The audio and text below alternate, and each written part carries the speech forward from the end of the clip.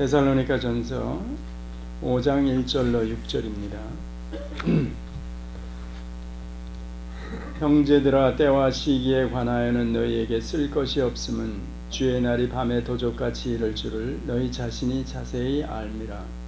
저희가 평안하다 안전하다 할 그때 잉태된 여자에게 해산의 고통이 이름과 같이 멸망이 호련히 저희에게 이르리니 결탄코 피하지 못하리라. 형제들아, 너희는 어두움에 있지 아니하며 그날이 도적같이 너희에게 임하지 못하리니 너희는 다 빛의 아들이요 낮의 아들이라. 우리가 밤이나 어둠에 속하지 아니하나니 그러므로 우리는 다른 이들과 같이 자지 말고 오직 깨어 근신할지라. 그 다음에 사도행전 17장 24절로 27절을 제가 읽어드리겠습니다. 우주와 그 가운데 있는 만유를 지으신 신께서는 천지의 주제시니 손으로 지은 전에 계시지 아니하시고 또 무엇이 부족한 것처럼 사람의 손으로 섬김을 받으시는 것이 아니니 이는 만민에게 생명과 호흡과 만물을 친히 주시는 자이심이라. 인류의 모든 족속을 한 혈통으로 만드사 온 땅에 거하게 하시고 저희의 연대를 정하시며 거주의 경계를 한하셨으니 이는 사람으로 하나님을 혹 더듬어 찾아 발견케 하려 하심이로되 그는 우리 각 사람에게서 멀리 떠나 계시지 아니하도다. 로마서 13장을 같이 한번 보겠습니다.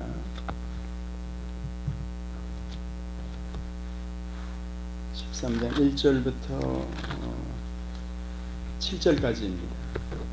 제가 읽어드리겠습니다. 로마서 13장 1절부터 7절까지. 각 사람은 위에 있는 권세들에게 굴복하라.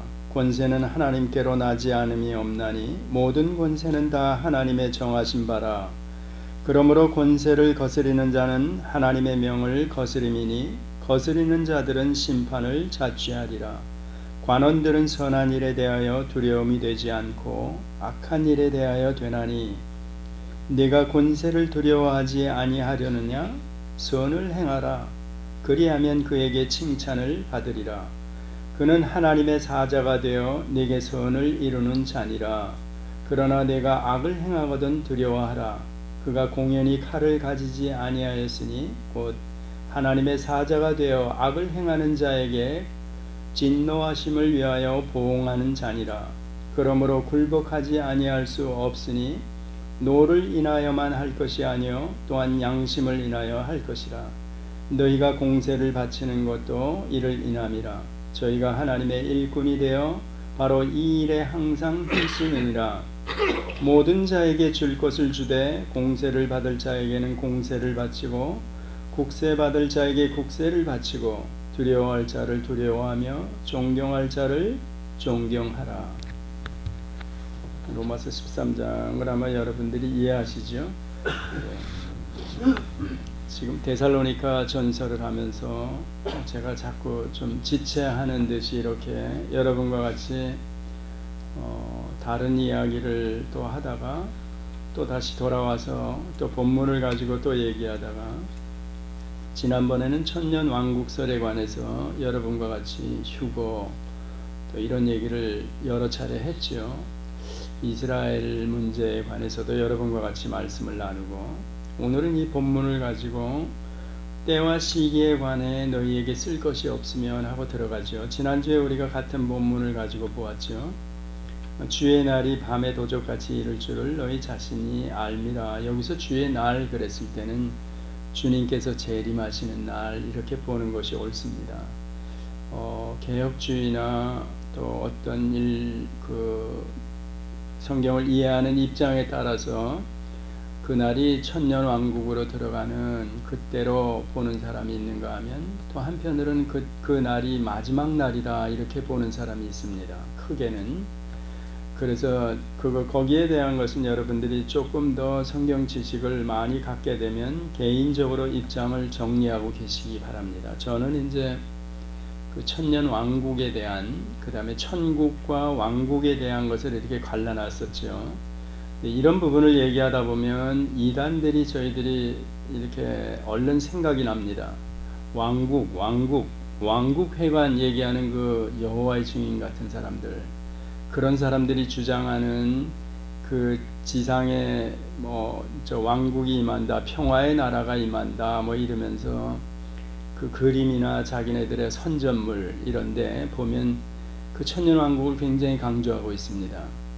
그렇다면 우리 그게 이제 이단이 주장하는 뭐 성경 해석이고 그들의 주장이라 그러면 우리 개혁주의에서는 그걸 또 부인하고 또 그러면 마지막 심판이 되는가 이런 문제가 있습니다. 그날이 그냥 주님이 재림하시면서 아예 영벌과 영생 이 마지막 심판으로 바로 들어가는 건가 이런 문제가 또 있기 때문에 또 다릅니다.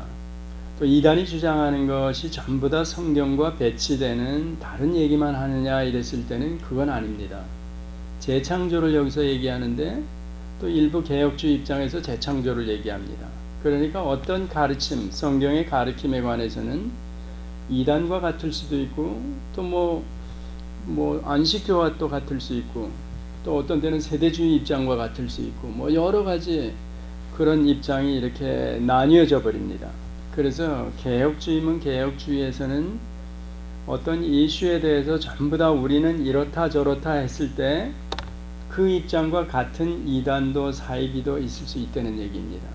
그러니까 이런 부분에 대해서 여러분들이 성경을 우선은 개인적으로 많이 알아야 됩니다.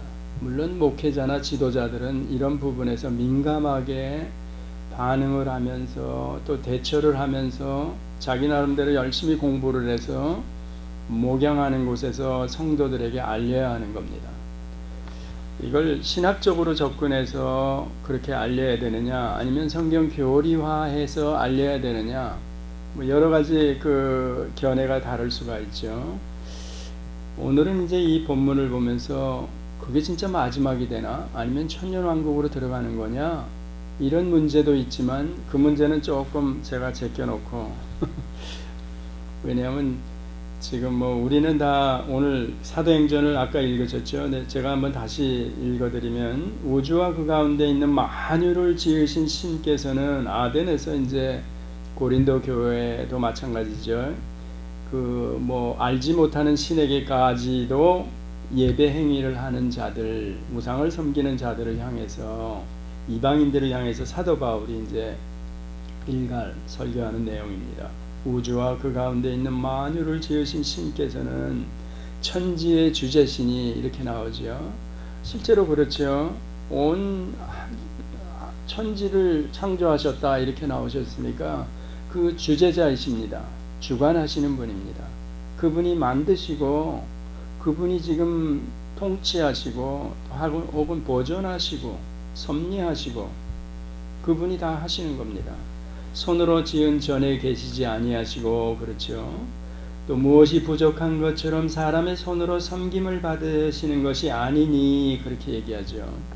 전능하신 그분 뭐 우리 인간 쪽에서 아니면 피조물 가운데서 누가 뭘 바쳐야 하고 뭐 그걸 요구하시고 그러는 분이 실제로는 아니된 분입니다. 홀로 자존하시는 분이시다 이렇게 설명하는 거죠. 이는 만민에게 생명과 호흡과 만물을 친히 주시는 자이심이라 이 한마디에 그냥 다 들어가 있는 거죠. 만유를 지으신 분이 만물을 만민에게 만물을 주시는 자이십니다. 특히 인간에게는 모든 기식하는 동물, 꿈틀거리는 어떤 동물이나 식물에게는 그 생명과 호흡을 하나님께서 친히 주시는 자이십니다. 이런 거 어떻게 글을 써도 이렇게 쓸 수 있을까 놀라는 거죠. 자, 그 다음에 나오는 26절에 보면 특별히 인간을 향해서 인류의 모든 족속을 한 혈통으로 만드사 이렇게 얘기했죠. 그러니까 누구에게나 사람은 우리가 세 가지 인종으로 크게 나누지만 수혈이 가능하다는 겁니다.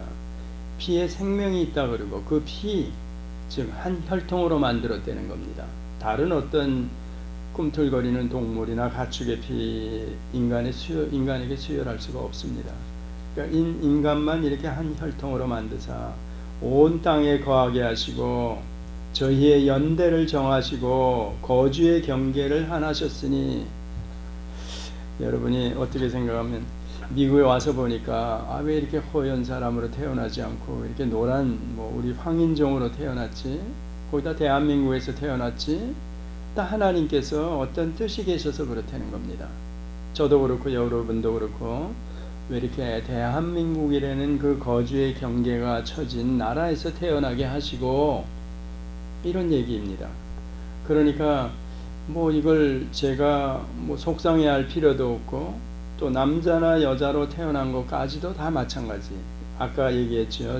만민에게 생명과 호흡과 만물을 친히 주시는 자이십니다. 그랬으니까 우리가 생명의 잉태, 사람이 10달간 태아 상태에서 어머니 뱃속에서 어떻게 이렇게 수정이 돼가지고 자라나는지 이 과정을 보면 정말 신기롭습니다. 물론 사람도 그렇지만 모든 생명체들의 그 신비한 그걸 보면 놀랍습니다. 이거는 자연 발생으로 이렇게 설명하기가 어려운 거죠. 자, 그렇다면 여기서 이제 보면 거주의 경계를 정하고 연대를 정하셨으니 이런 얘기 나오면서 특별히 우리가 한민족으로 태어나게 하셨다. 이 문제를 가지고 그 다음에 로마서 아까 읽어드린 대로 13절을 가지고 대한민국이라는 나라가 지금 여러 가지로 좀 어렵지 않습니까? 이게 같은 기독교 울타리 안에서도 지금 어떤 정치적인 색채가 이렇게 다를 수가 있습니다. 여러분이 개별적으로 다릅니다. 난 정치하는 것들 난 쳐다보기도 싫어. 그럴 수가 없습니다. 왜 우리 인간은 사회적인 동물이라 그러지만 또한 정치적입니다. 그런 정치적인 바운더리 안에서 제가 벗어날 수가 없습니다. 위정자들이 있고 정치인들이 있고 그들이 다스리는 어떤 정치적인 어떤 그 흐름에 제가 속해 있는 겁니다. 그러니까 난 정치에 관심 없어 이러다가는 정치인들에게 휘둘려 가지고 내가 이 거주의 경계, 즉 대한민국이라는 이 나라 안에서 태어난 내가 정치와는 난 무관심해 이러면 어떤 일부 잘못된 정치인의 놀이개감이 될 수가 있다는 얘기입니다. 그래서 어떤 면으로 보면 한국 사람들이 정치적인 식견이나 관심이 대단히 많은 것 같은데 실제로는 보면 이게 실력이 없는 겁니다.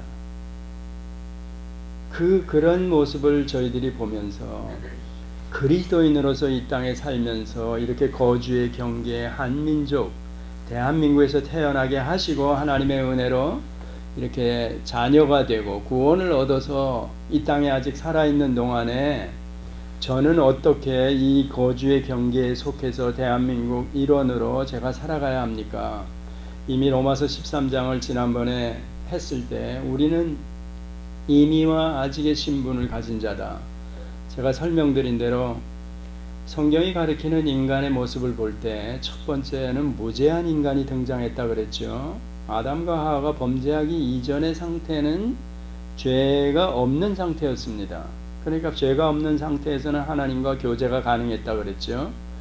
죄가 없었는데 하나님께서 선악과 테스트를 하시고 나서 그 명령을 불순종했기 때문에 죄인이 되었다, 범죄했다 이렇게 얘기하는 겁니다. 아담이. 그럼 죄가 뭐냐 이랬을 때는 불순종이 곧 죄다, 하나님의 명령을 거역하는 게 죄다 이렇게도 설명이 됩니다. 그렇게 불순종을 하고 난 이후에는 하나님과 무죄 상태에서는 교제가 있었는데 이 교제가 끊어졌다는 겁니다. 그러니까 하나님을 떠난 자가 되었다. 그 상태를 보고 죄인이 되었다 이렇게 얘기를 하는 겁니다. 그러니까 죄가 뭐냐 했을 때 저희가 구약으로 끌고 오면 하타르 그러면서 하나님을 떠난 신약으로 와서 하말티아 그러면서 관역이 빗나간, 그러니까 이 말을 조금 쉽게 설명하면 하나님과 올바른 관계에서 벗어나 버렸다, 떠나버렸다 이렇게 설명하는 겁니다. 죄라는 개념을 성경적으로 얘기할 때 그러면 그래서 죄인이 되어서 하나님을 떠났기 때문에 죽음이 찾아 들어왔다 이렇게 설명하는 겁니다. 그러면 사람이 왜 태어나서 죽는가 이랬을 때 죄 때문에 죽는 겁니다. 그래서 죄의 싹은 사망이다 그러지 않았습니까? 그러니까 하나님을 떠나기 전에는 하나님과 올바른 관계에 있을 때에는 우리가 죽는다는 그 개념 자체를 모르는 겁니다. 아담과 하와가 처음 지어졌을 때는 죽음이라는 개념을 몰랐습니다. 실제로 왜 죽음은 하나님을 떠났기 때문에 그 싹스로 들어온 거기 때문에. 그렇다면 우리가 하나님 앞으로 다시 돌아간다는 의미가 뭐냐 이랬을 때 그걸 보고 우리가 다른 쉬운 말로 구원이다 이런 얘기를 합니다. 하나님한테 다시 돌아가는 겁니다. 그러면 애초에 하나님께서 사람을 지을 때는 그 형상을 다 함께 지으시면서 인간은 올바른 관계에서 살도록 지었다는 얘기입니다. 그러면 아까 얘기한 대로 사도행전을 본 대로 만물을 지으시면서 하나님께서는 어떤 법칙과 질서를 가지고 무생물이면 운행하게 하셨다는 겁니다. 별들이 제 길을 따라서 돌아. 그것도 하나님의 명령에 의해서 어떤 질서 아래서 존재케 했다는 얘기입니다. 무생물이지만 모든 생명체에는 마찬가지로 어떤 질서와 법칙이 있다는 겁니다. 이 질서와 법칙을 지키지 않으면 생명이 끊어지는 겁니다. 이 모든 생물계에서는. 그렇기 때문에 쉽게 표현하면 이런 사람은 허파동물이기 때문에 이 대기권 안에서 살아야 되는데 우리가 물속으로 들어가서 물고기처럼 오대양 뛰어다닐 수 없다는 겁니다. 그렇지만 송사리 한 마리도 나도 사람처럼 다른 동물처럼 밖에 나와서 살고 싶어하고 튀어나오면 꿈틀거리다 죽어버립니다. 이거는 하나님이 만드는 만물 안에 세우신 질서와 법칙을 어겼기 때문에 그렇습니다. 죽음이 죽어버리는 겁니다. 인간도 처음에 그렇게 그러니까 내추럴한 상태에서 영혼을 빼놓고 육체만 가지고 생각하면 소나기나 돼지나 똑같다는 얘기입니다. 강아지도 인간과 다를 게 하나도 없습니다. 그렇지만 우리에게는 생명, 영혼, 육체와 영혼을 가진 그걸 하나로 가진 사람으로 지었기 때문에 이 영혼의 기능이 하나님과 끊어지면 죽어버리는 겁니다. 영적으로. 그 다음에 죽음이 왔다는 것은 하나님을 떠났기 때문에 아까 질서와 법칙을 떠난 모든 생명체들이 그 바운드리 안에서 떠나면 죽는 것과 같이 우리도 죽음이 찾아온다는 겁니다. 자, 이렇게 보면 무죄 상태, 그 다음에 죄인이 된 상태를 성경이 가리키고 있습니다. 아담이 그 두 경우를 겪었지요. 그 다음에 세 번째 인간의 모습이 성경에 어떻게 등장하냐 그러면 어떻게 등장합니까? 죄인인 상태 저나 여러분이 있다가 하나님의 은혜로 믿음으로 말미암아 구원을 얻었다. 예수를 제가 믿게 되었다 이랬을 때 저를 보고 여러분 스스로가 나는 거듭났어. 나는 중생했어. 다시 태어났어. 이렇게 얘기하는 겁니다. 그렇게 성경에 그 세 가지 모습의 인간이 등장하는 겁니다. 중생한 자들의 신분을 그래서 제가 로마서로 끌고 오면 의인의 신분이 되었다 이렇게 설명을 드렸죠. 율법을 다 지킨 자 대신 예수님께서 다 지켜주셔서 공짜로 우리에게 그냥 넘겨주셨기 때문에 율법도 다 지킨 자며 또 예수님께서 대속 제물로 우리를 위해 십자가에서 죽으셨기 때문에 제 죄가 말끔히 씻어졌다는 겁니다.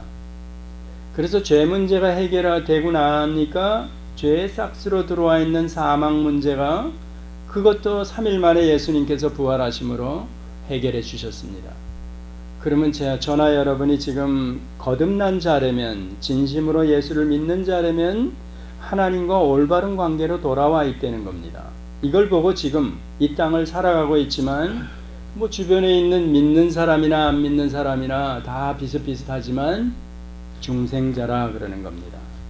여러분이 죽을 때, 제가 죽을 때 더 이상 죽음에 관해서 두려워할 필요도 없고 그냥 잠자는 거로 표현하는 거지요. 그래서 이 중생자가 있다는 겁니다. 중생자, 그 다음에 하나는 영화로운 상태의 인간의 모습이 성경에 등장하고 있습니다. 우리가 영원한 하나님의 나라에 가서 영생을 얻는 상태에서 살아갈 인간의 모습, 물론 변화돼서 천국에서 하나님과 같이 영원히 거하는 모습이죠. 그래서 네 가지 모습으로 성경에 등장하는데 지금 저희들은 그 중생한 자로 만약에 있다면 이 상태에서는 우리 개혁주의나 이런 데서 이미와 아직으로 설명합니다. 이미 하늘 시민권자를 가진 자다. 하나님의 상속자가 되었다.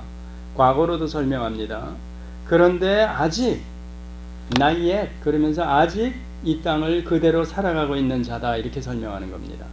이 이중 신분, 그러니까 이미 구원을 얻은 자, 하늘 상속자가 되었지만 아직 완전히 이루어지지 않았다. 이렇게 쉽게 표현하면 되는 거죠.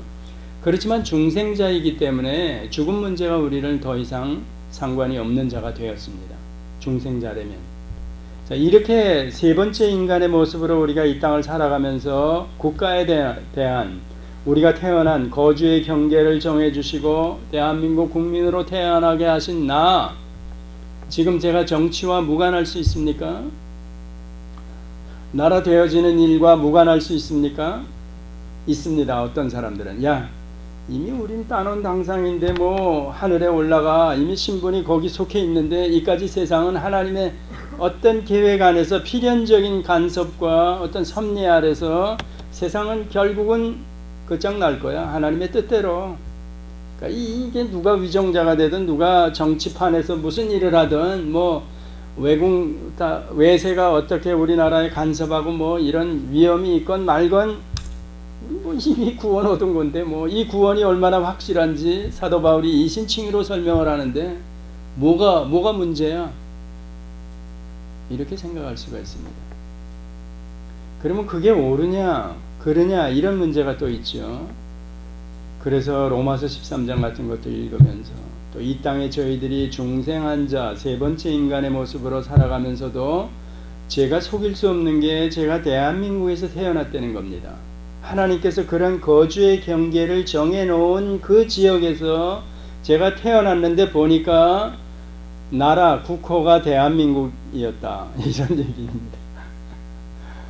자, 그럼 여기서 태어난 제가 지금 나라가 위험하다, 위태롭다 이렇게도 얘기하죠. 물론 우리 동족이라 그러는 이북에서 그런 집단에서 지금 핵을 가지고 위협한다 이러는데 우리가 그러면 어떻게 대처해야 되는가? 이제 이 세상 나라와 제가 하나님 나라에 대해서 여러분이 이런 개념을 확실하게 가지고 계셔야 합니다. 여기 제가 이해를 돕기 위한 질문 맨 마지막에 그냥 아주 심플하게 제가 몇 가지 이렇게 써놓은 건데 좀 더 이 해답을 조금 더 여러분들이 디테일하게 가지고 계셔도 됩니다. 그렇지만 기본적으로는 여러분들이 제가 여기 한 6가지만 급하게 뽑아놓은 거에 대한 개념을 이해하고 계셔야 합니다. 그러니까 의미나 뜻을 여러분들이 정리하고 계셔야 합니다. 만약에 여러분들이 이런 기회가 전에 있었다면 나라에 대해서 지금 제가 태어난 그 나라에 대해서 무관심할 수가 없습니다. 또 이렇게 지금 많은 사람들 특히 이제 양극으로 갈라져 있다 그러면 이 자리에서도 어떤 입장에 있는지 저는 잘 모르겠습니다. 그렇지만 보수 아니면 진보도 어떤 사람은 진짜 보수를 진보라 그런다 이렇게 설명합니다. 그러니까 좌우로 저희들이 만약에 갈려져 있다면 그리고 연로하신 분들 나이가 드신 분들은 저도 공산주의를 직접 경험한 사람은 아닙니다. 그렇지만 저희 부모를 통해서 듣다 보니까 그게 굉장히 많은 영향을 저에게 주었습니다.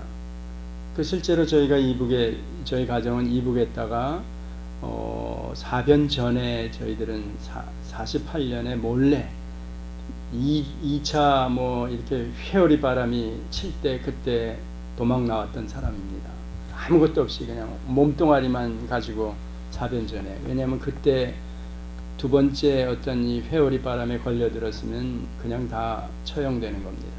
그 공산주의자들이 저희들이 어떤 사람을 지배계급을 먼저 처단하고 그러는데 거기에 두 번째 걸려가지고 죽기 살기로 야밤도주 해가지고 넘어왔던 저거니까 어떻든 이런 사람들이 저 위에 있는데 저 사람들 문제도 그렇고 성경적으로 일단 이 자세하게 들어가기 전에 나라에 대한 개념 또 그 다음에 다니엘서 같은 데 보면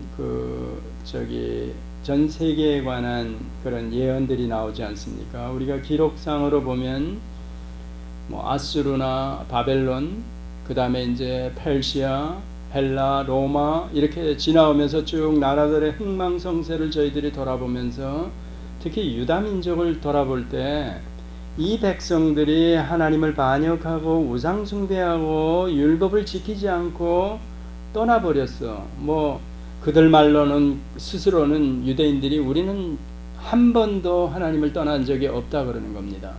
그래 그 표현을 가지고 이쪽 자유주의 신학교에서는 뭐라 그러냐면 맞대는 겁니다. 저 백성들이 역사적인 기록을 들춰보면 한 번도 야훼 하나님을 떠난 적이 없다는 겁니다.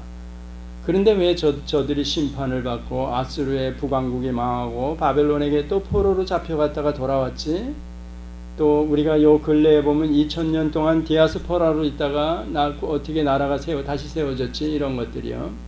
그동안의 기독교 역사, 이렇게 교회가 세워진 이후에 로만 캐톨릭의 어떤 그런 지배 아래서 이스라엘 유대인들이 받은 그 핍박은 말로 다 설명이 안 됩니다. 굉장히 심합니다. 그 크라이맥스가 히틀러가 그렇게 유대인들을 많이 학살했다. 여기까지 가는 거죠. 어느 순간에 그가 유대인들 잡아 죽이려고 그런 게 아니었죠. 그러니까 전체 그 2000년 암울한 시대의 역사를 쭉 돌아보면 그 주역이 로만 캐톨릭이었기 때문에 그들이 저지른 죄, 그 후에 일어난 어떤 유대인들을 향한 그들의 어떤 핍박이나 이런 것 때문에 결정적으로 그렇게 일어났던 거죠. 이제 그런 것들을 이제 쭉 돌아보면서 이 모든 것들이 나라가 세워지고 위정자가 세워지고 어느 나라 애국 같은 데는 완전히 그냥 모래바닥 초토에 묻어버리라. 그 나라는 다시 일어나지 못합니다. 불가사의한 일들이 저희들이 있죠. 그 피라미드 같은 것들 그리고 애국 문명 이런 것들을 돌아보면 굉장한데도 하나님의 명령으로 너희는 다시 일어나지 못한다 그러니까 못 일어나는 겁니다. 자, 그렇다면 어떤 국가의 흥망성쇠나 거기에 따르는 지도자들이 세워지는 거 모두 다 아까 넘어서 13장에 보면 권세를 하나님께서 허락하신다 그랬으니까 지금 이런 의미로 저희들이 본다면 이렇게 수수방관할 수도 있습니다. 왜냐하면 뭐 나 하나가 뭐 이렇게 직접적으로 뭐 참여해서 뭐 이렇게 영향을 못 미친다면 하고 뒤로 빠질 수도 있죠. 그렇지만 여기 미국에 와서 저희들이 살다 보니까 나 하나가 올바른 국가관이나 어떤 이런 개념을 가지고 내가 정치 활동을 하는 겁니다. 그런 영향이 모아지니까 얼마나 놀랍게 이 나라가 그걸 다른 말로 얘기하면 국력으로 저희들이 드러나는 겁니다. 국가가 위태로울 때 미국이 야당이고 여당이고 없는 겁니다. 하나가 되는 겁니다. 그건 우리가 더 잘 알지 않습니까? 국가적으로도 그런 일이 벌어질 때 우리가 눈으로 봐온 거고 피부로 느꼈죠. 그 다음에 우리가 살아가면서 법 질서라는 것, 법에 대한 이 국민 한 사람이 어떤 입장을 가지고 있는지 저희들이 돌아보면 이 나라가 법치국가구나. 그러니까 자기의 어떤 국민으로서 한 개인으로서의 자유와 권리를 또 의무를 충실하게 한 개인이 감당하는 겁니다. 개념을 가지고 있다는 겁니다. 이런 힘이 모아지고 너나 없이 다 이렇게 살아가니까 사회 법 질서가 이거 대단한 겁니다. 저도 어떤 법을 전공한 분한테 얘기 들어보니까 미국의 법치국가라는 의미는 예를 들어서 이런 법 질서를 한 70% 내지 80%는 국민들이 지킨다는 얘기입니다. 그러니까 국민들이 한 개인이 법에 대한 개념이나 이런 것들을 알고 지키니까 위정자들이 국민의 목소리를 안 들을 수가 없습니다. 예를 들면 국회의원이 자기 구역구에서 그 국민들의 목소리를 안 들을 수가 없고 그걸 이 정치에 반영하고 또 국가에 반영하는 겁니다. 이런 시스템이 잘 돼 있으니까 이 나라가 국력이 대단한 겁니다. 특히 어려움을 당했을 때 이 나라가 어떤 입장을 취하는가 그런 것들을 우리가 돌아보면 알죠. 그러면 비교해서 우리 한국이라는 나라는 지금 어떤가? 너나 없이 도망갈 생각하고 좌파고 우파고 뭐 이쪽에서 또 서로 간에 손가락질하면서 하는 얘기가 너나 없이 다 미국의 자식들은 빼돌려가지고 재산도 빼돌려가지고 여기 뭐 어쩌고 저쩌고 그런 얘기 듣죠. 자, 그러면 일반 많은 국민들, 그들이 눈에 비치는 기득권자나 뭐 이런 사람들의 모습이, 또 정치인의 모습이 이상하게 보였을 때 그런 어떤 허탈감이나 상대적인 이런 박탈감, 이런 걸 돌아보면 국가에 대한 어떤 애국하는 마음이나 이런 게 있을 수 있겠습니까? 더군다나 이런 개념이 없는 국민이라면 이게 참 마음 아픈 거죠. 그래서 저희가 역사적으로 조금만 돌아봐 가지고 3.1운동 때나 이런 때 벌써 우리가 33인 중에 기독교인이 얼마라는 거 아시지 않습니까? 또 초창기에 바로 해방이 되고 나서 김구 선생 같은 사람들, 그가 뭐 신자가 아니었는데도 불구하고 사회 법 질서를 위해서 파출소 하나 짓는 것보다 교회 하나 세우는 게 더 낫다. 그때 당시에 기독교인이 10만에서 조금 넘었습니다. 그러면 그 김구라는 사람한테 어떤 영향을 미쳤길래 그가 파출소 하나 세우는 것보다 교회를 짓는 게 낫겠다, 이렇게 얘기를 할 수가 있었습니까? 그만큼 이런 국민들이 깨어있거나 국가에 대한 어떤, 저기 누가 오신 것 같은데 한번 밖에 들여다보면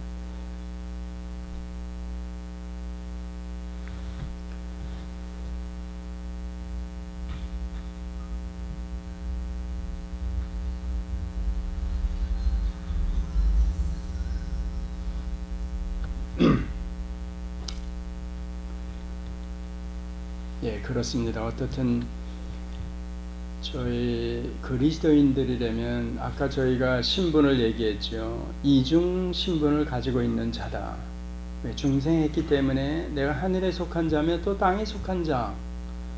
제가 로마서 13장 같은 데를 잘 읽어보면 권세를 하나님께서 어떤 위정자에게, 대통령에게 주었다 했을 때에는 저희 그리스도인들이 그들의 명령과 그들이 세운 법 질서를 지켜야 되는 겁니다.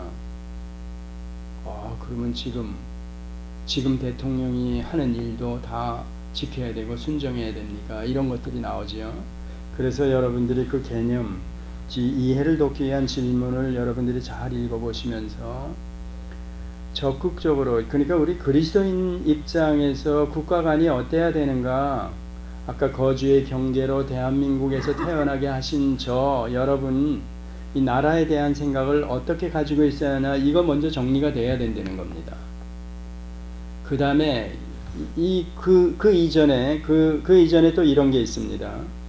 지금 이렇게 위험에 처하고 있는 나라, 이게 우리가 정확하게 진단을 해야 됩니다.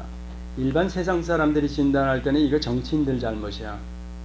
또 이북에서 농간에 의해서 그동안 적화 통일을 하려고 몇십 년을 벼르고 착착착착 진행되어 와가지고 지금의 결과야, 뭐 이렇게도 설명이 다 가능합니다. 그런데 우리 그리스도인으로서 이런 나라에 대한 진단을 할 때는 어떻게 하는가? 그건 역사적으로 성경에 나와 있는 대로 돌아보면 저희가 먼저 믿은 저희들이 하나님을 많이 반역했다는 얘기입니다. 그러니까 정직한 그리스도인, 바른 기도의 그리스도인들이 많지 않다는 얘기가 될 수 있습니다. 그러면 그 심판의 회초리가 들렸다, 뭐 이렇게도 볼 수가 있습니다. 지난번에 유다를 위해서, 북이스라엘이나 이스라엘 민족 전체를 위해서 아수르를 들어서 하나님께서 회초리로 사용하셨다. 유다 민족이 포로 70년 생활을 하게 하신 것도 그들을 징벌하고 다시 세우기 위해서, 여러 가지로. 그러니까 이방 나라들이 흥왕하고 그들에게 하나님께서 힘을 주시는 이유가 내 백성이 범죄했기 때문에, 내 백성이 돌아오지 않기 때문에, 내 백성이 이게 망할 짓을 하기 때문에 그렇게 하신다는 얘기입니다. 그러면 대한민국이 정말 놀라운 오순절 성령의 체험, 우리가 저 산정교회나 저 후에 이북에서 처음에 놀라운 부흥운동이 일어나고, 또 부산에서 이렇게 신학생들의 어떤 그런 회개운동이 일어났던 일들, 또 얼마 짧은 기간을 거쳐서 경제적으로도 많은 이렇게 부를 이루었지만 반면에 그리스도인들이 폭발적으로 증가해서 많은 사람들이 하나님의 자녀가 또 교회로 돌아오게 되었다 이랬을 때, 지금 저희들이 그 과정을 돌아보면 놀라운 일인데, 지금에 일어나는 현상을 보면 다 그러니까 뭐 지금은 무속신앙에 저희들이 다 이렇게 매몰되었다, 교회가 그렇게 설명하지 않습니까? 좀 이렇게 과장됐는지, 솔직하게 얘기하면 우리끼리 돌아보면 거의 맞는 얘기입니다.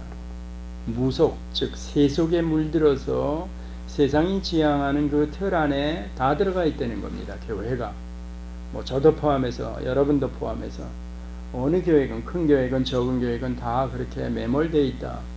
그래서 세속에 함락된 대한민국 교회, 또 대한민국 교회뿐만이, 기독교만이 아니라 뭐 불교계까지도 일가를 했다 그랬죠. 어떤 젊은 스님이 이 무속에 매몰되어 있는 뭐 불교인들아 하면서, 왜냐하면 대웅전이 파리를 날리니까 거기서 본래 불당에서 모여서 그들 나름대로 뭐 이렇게 해야 되는데, 우리로 얘기하면 예배당이죠. 근데 거기가 파리 날린다는 얘기입니다. 삼성각이나 이런데 그냥 복채 갖다 놓고 복 빌어 달래는 그곳에는 그냥 뭐 사람이 우글거리면서 그냥 뭐 대단하다는 겁니다. 초파일에 가보면 시주 많이 한 사람 등은 이만 대문짝만 하는 게 그냥 그 앞에 걸려 있고 그 기독교도 그렇게 매몰돼. 그러면 그렇게 하나님의 어떤 심판이 아닌가, 이런 것들로도 저희들이 볼 수가 있습니다. 그렇다면 국가적으로 재난이나 어려움이 당했을 때는 그리스도인 입장에서는 회개운동이 먼저 일어나야 되는 거죠. 그러면서 우리가 받아야 될 어떤 징벌은 받게 되는 겁니다.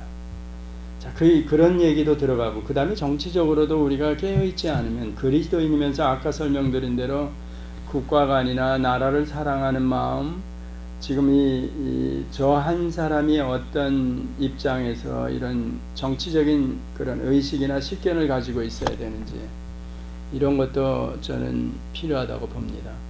저희 CRC에서는 그래서 저 아브라함 카이퍼나 바빙크, 또 칼빈도 이 사회 현상들이나 이런 것들을 절대 무시하지 않았습니다. 뭐 따로 로만 캐톨릭에 있었던 수도원 운동이나 이런 것들이 뭐 이런 식으로 우리를 가르치지 않았습니다.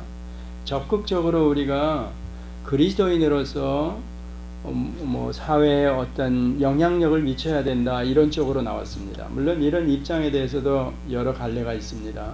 뭐 자유주의 입장에서 얘기하는 사회 구원이나 아주 그런 입장하고는 다른 의미죠. 이쪽 저희 개혁이나 보수 쪽에서 얘기하는 설명들, 이런 것도 여러분들이 많이 아셔야 됩니다. 그래서 로마서 13장을 가지고 한마디로 얘기하면, 위정자를 그렇게 세웠지만 그 세운 이유가 뭔가 하면 하나님의 자기 백성을 위해서입니다. 거주의 경계를 정해서 대한민국 국민으로 태어나게 해서 구원 얻은 자기 백성들을 위해서 그런 위정자들을 세워서 그들에게 칼을 손에 쥐어줬다는 겁니다. 법질서를 지키게 했다는 겁니다. 그러니까 거기서 제가 순종을 하면서, 그 법질서 아래 순종을 하면서 조세를 바치고 그래야 되는 겁니다. 국세도 바치고 그래야 되는데, 그 위정자가, 법질서들이 하나님의 뜻에 벗어나게 만들면서 우리를 다른 방향으로 이끌고 간다, 이럴 때는 어떻게 해야 되느냐? 그 법을 따르면 안 된다는 얘기입니다. 자, 이런 부분에 대해서 여러분들이 잘 정리를 하셔야 되는 겁니다. 어떤 사람이 예를 들어서 요즘, 이건 그냥 솔직하게 얘기하면, 뭐 저희가 저희를 공산주의 뭐 어떤 체제로 끌고 가려고 그런다 그러면 저항을 해야죠. 안 되지요. 왜냐하면 거기는 무신론 사상으로 우리 그리스도인들을 말살하려고 그러는 겁니다. 지금 어떤 그 적화 전략 안에 들어있는 내용 중에 이 위험할 때, 국가가 위험할 때 그리스도인들이 급속하게 뭉쳐서 큰 힘을 드러낼 수 있는 아주 굉장한 어떤 파워 그룹이 되는 겁니다. 그런데 이거를 잘라버리기 위해서, 저도 들은 얘기지만 대한민국의 큰 교회들을 다 모가지 쳐 그랬다는 겁니다. 그러니까 큰 교회들이 지금 시국에 관해서 누가 아무 얘기도 못하죠. 다 걸려들어 있는 겁니다. 뭐 여자 문제 걸려있죠. 돈 문제 걸려있죠. 또 뭐 세습 거기에 걸려있죠. 큰 교회가 지금 이런 시국에 뭐 공산화가 될 판인데 뭐 정치적으로 이런데 아무 말 못하죠. 약점이 잡혀 있는 사람들은 말을 못하게 돼 있는 겁니다. 근데 정치인들마다 다 그런 식으로 걸려 있고, 뭐 기독교계까지 만약에 다 그런 식으로 걸려 있다, 그럼 굉장히 위험한 거죠. 그래서 여러 가지 정황들을 볼 때 외국에서도 도와주고 싶어도 그러지 못하는 상황도 벌어져 있고, 여러 가지로 하여튼 어려운 상황에 있습니다. 그래서 어제도 어떤 분하고 잠깐 얘기하는데, 한 개인이, 그리스도인 한 사람이, 내가 여기 아까 제가 설명드린 대로 미국 사람들이 법 질서나 국가에 관한 어떤 개념이 서 있다는 것, 자기 나름대로 개념을 가지고 있다는 것, 그 개념에 대해서 제가 간단하게 설명을 했죠. 무개념, 내가 개념이 없는 사람이다, 그럼 꽝이라는 얘기입니다. 뇌가 없다는 얘기입니다. 그럼 내가 태어난 대한민국에 대해서 아무 생각 없어, 나 정치 아무 생각 없어, 뭐예요? 그거 개나 돼지죠. 요즘 말로 얘기하는 개돼지입니다. 그거 안 된다는 얘기입니다. 그러니까 의식 있는 자가 깨어서 한 사람이 내가 한 목소리를 내고, 내가 바르게 가지고 있는 이 개념, 국가관이나 뭐에 대한 모든 사물에 관해서 내가 내 나름대로 정리가 돼 있어야 되는 겁니다.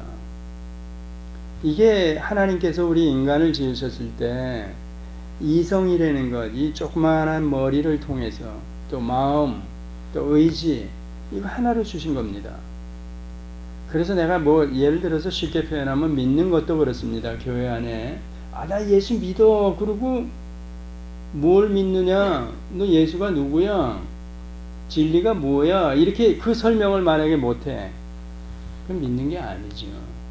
왜냐하면 그렇게 지음받은 인간은 내가 무언가 믿는다 했을 때는 그 진리에 관해서, 그리스도에 관해서 내가 뭔가 이해가 돼. 내가 이해가 됐을 때 이 믿음은 대단한 폭발력을 가지는 겁니다. 야, 예수가 그리스도이시구나, 나의 구세주시구나, 이걸 만약에 제가 이해가 돼요. 그러니까 즉 안 되는 거죠. 알고 나면 내가 믿는다는 것, 마음으로 내가 믿는다는 이 믿음이 놀라운 파워가 된다는 겁니다. 그러니까 이게 두 개가 따로 놀면 순교할 수 없고 그리스도인다운 삶을 살아갈 수가 없습니다.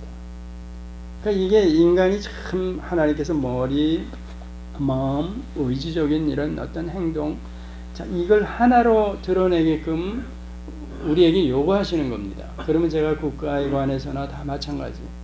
그러니까 내가 이해하고, 그러니까 믿는다 그러면서 이해가 안 되면 그 알쏭달쏭한 겁니다. 죽을 때까지. 그럼 어떤 의미로는 자기도 불안하고 여러 사람에게 불안한 겁니다. 믿으면 구원이라 그러는데 근데 이해가 되지 않는 겁니다. 그건 믿는 게 아니죠.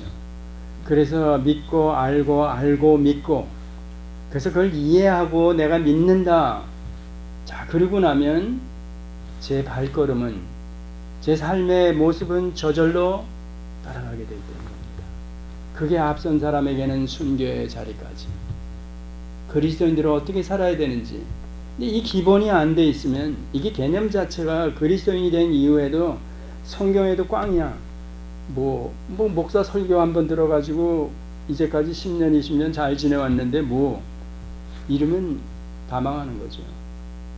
그러니까 여러분 스스로가 따지고 내가 이해가 되고, 이거, 야, 이럴 때 이 믿음이 폭발력이 있다는 겁니다. 그래서 성경을 주신 것도 그거죠.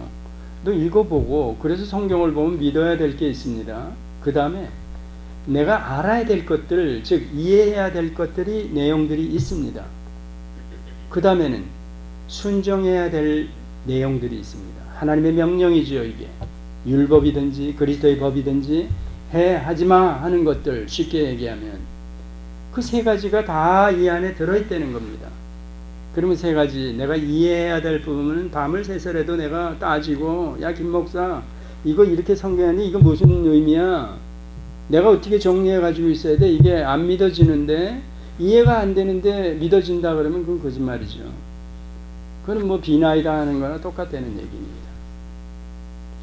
그래서 이 뭐 여러 가지 어떤 이슈를 가지고 지금 세상 나라나 하나님 나라, 또 우리 태어난 나라를 가지고 저희들이 돌아볼 때도 지금도 이게 다 어느 한 부분만 잘라가지고 설명이 불가능하죠. 예, 그래서 쉽게나마 이렇게 한 자리로 이렇게 연결을 해서 퍼즐을 맞추듯이 맞춰가지고 있으면 여러분이 이 기본만 잘 이해하고 계시면 다음에는 어떤 이슈가 나와도 아, 이거 성경은 이렇게 얘기하는데 세상은 이렇게 가고 있구나.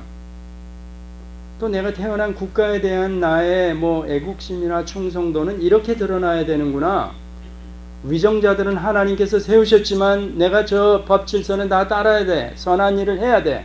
내가 만약에 저 법질서를 어기면 나도 감옥에 가고 나도 그 벌을 받겠구나. 그러지 말라 그러니까 그 사람들이 세운 법을 잘 지켜야 되는 겁니다. 그렇지만 제가 예수 믿는 것을 방해하고 이 나라를 통째로 어디로 끌고 가려고 그래? 그러면 저항을 하는 거죠. 이런 것들이 여러분들이 기본적으로 안 서 있으면 곤란하다는 얘기입니다. 고민거리를 여러분들에게 오늘 주셔서 좀 죄송합니다. 하여튼 다음 주에 조금 더 연결해 가지고 말씀을 드리겠습니다. 기도하시겠습니다.